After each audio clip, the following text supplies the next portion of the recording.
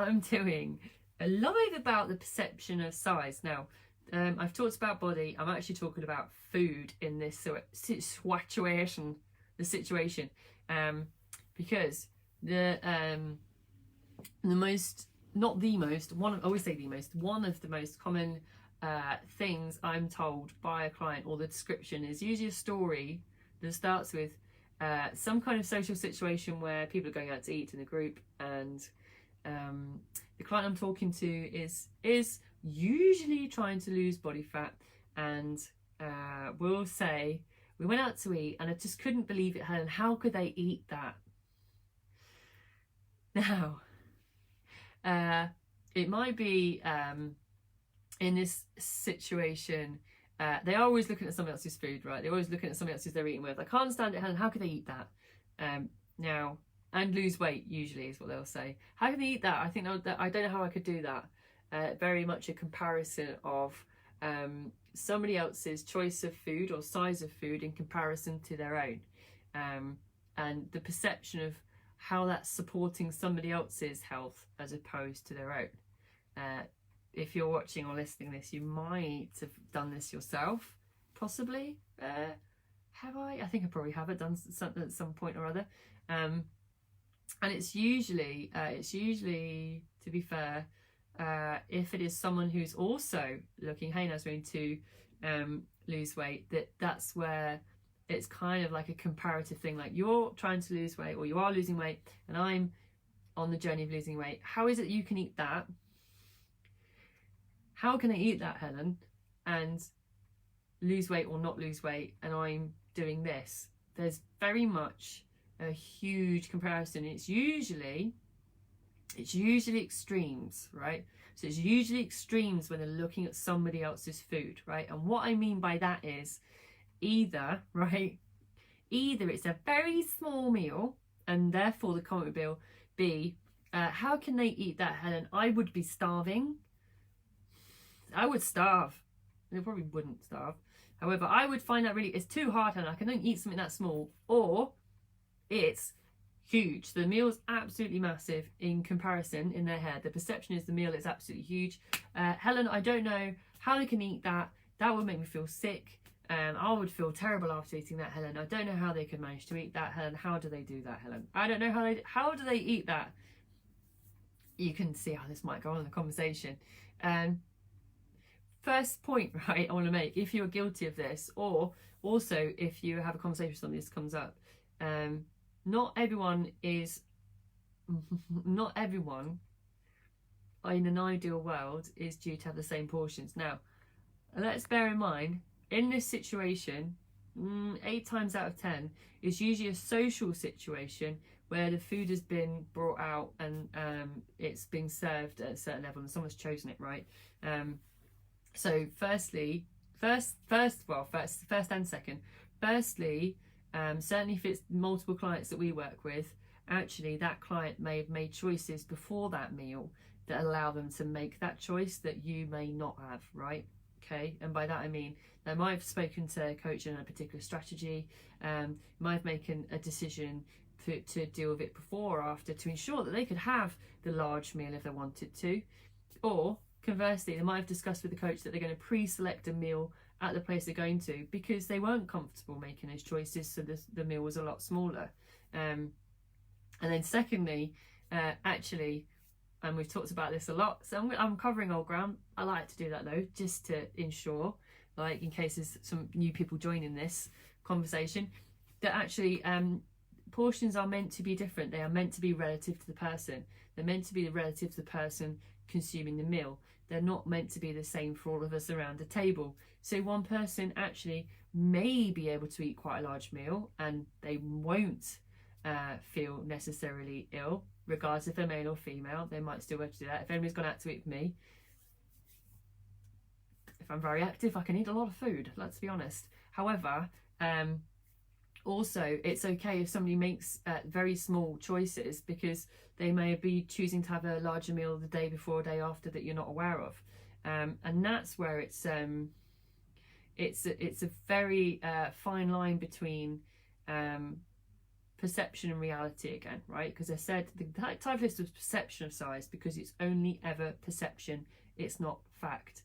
The thing is that we, as people, I think we tend to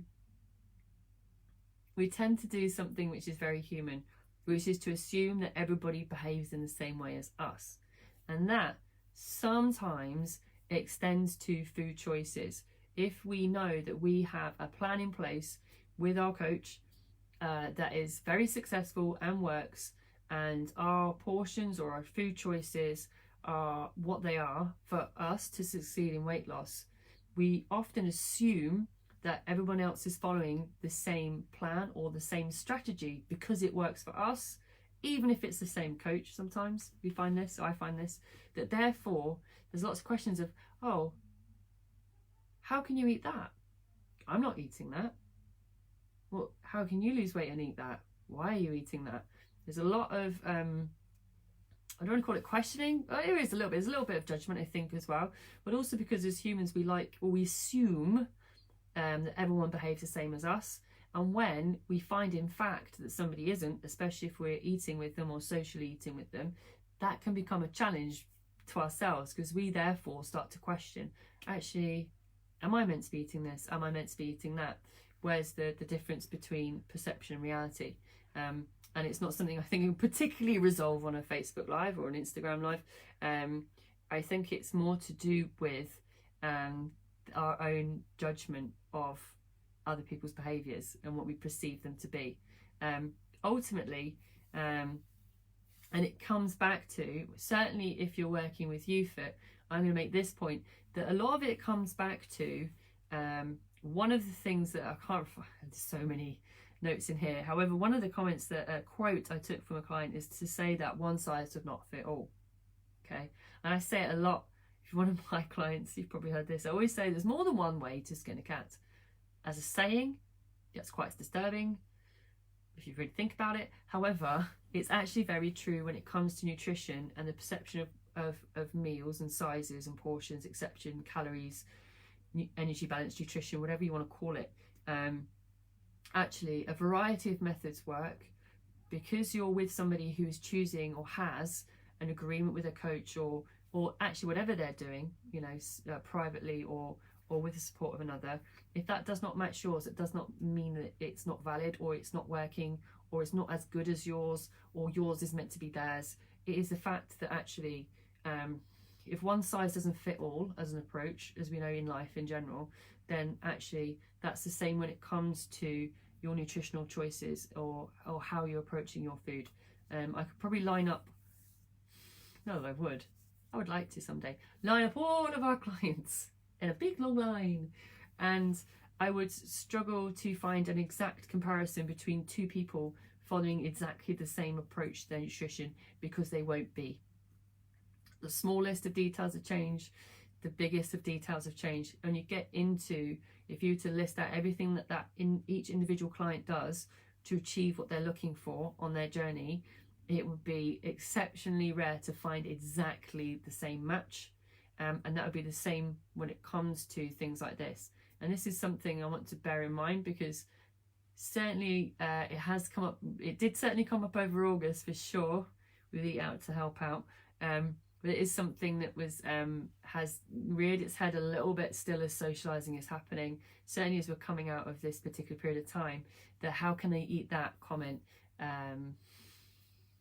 Yeah, I have heard it. So I'm just going to do a little recap. I'm going to go into this in too much depth, because I think it's more of a maybe one for you guys to take away and think about, rather than a problem that needs a solution. And it's just to have some awareness that actually whatever you're doing is right for you rather than for everybody. So how can they eat that, right? As I said, it's extremes. It's either very small, like they're a very small meal. It's like, what do I get? Oh, they eat rabbit food, Helen. I don't know how they do it. Or they eat like a bird, or something like that. Usually the comment is that. Or, oh my God, the meal was so big, Helen. I don't know the amount that made me feel sick if I ate that. That's huge, etc. It's very the extremes. What happens is that because it's so sometimes against perhaps what we're doing, what we perceive to be correct, in how we approach nutrition, that somehow there's almost like a judgment comes out of us, like, okay, am I judging that person because they are doing what I believe is they're meant to be doing? Is that because it's different to me? And actually, as I said, as people, we assume that everyone's similar or has a similar approach to things in life, when in reality, actually, when it comes down to it, when it comes to something like this, it will always be different. And the other point I made is that it's meant to be different, right? It's meant to be different because we're all different people. How we comprise, how we process food is all different, and how we expend it is all different. Therefore, you know, those people there, like I talked about, may, without you knowing, have a strategy in place with their coach or with themselves to be able to choose to have that big meal, to know that having a small meal is because they chose to have a big meal elsewhere. So it's all right for them to have a tiny meal, even if yours is not, or have a big meal, even if yours is not, because they will have a different strategy in place. And it's okay, right, to be absolutely different and have your own plan, because as I said, we are all different. And at UFit, actually, we also have such different approaches to every single client. As I said, you could line up every client and each of them would have very different details about how they approach both their exercise and actually their nutrition. So yes, never going to be quite the same, as much as yes, keeps our jobs very fun, Karen. It would be a lot easier, I guess, if you could just go, here is the blueprints, and just hand it to every single client and go forth. However, your perception of size of your meals, if you compare it to other people, you'll always be something playing in the back of your mind, because it will always be different and it's meant to be. So there you go, perception of size. For now, it's the weekend, so back on Monday for more nutrition stuff. I'm going to talk about how you can swap out some food choices. Now, it's just not going to be real. We always get messy with food, so this is going to be a visual display, like yesterday when I talked about potatoes and pretended I was holding a potato. But how there's some easy swaps you can make with some choices, nutritional choices in food, that will create a calorie deficit. Get my teeth in. So that will be on Monday. Until then, as always, have a fantastic evening and weekends, whatever you get up to, and I will catch you next week.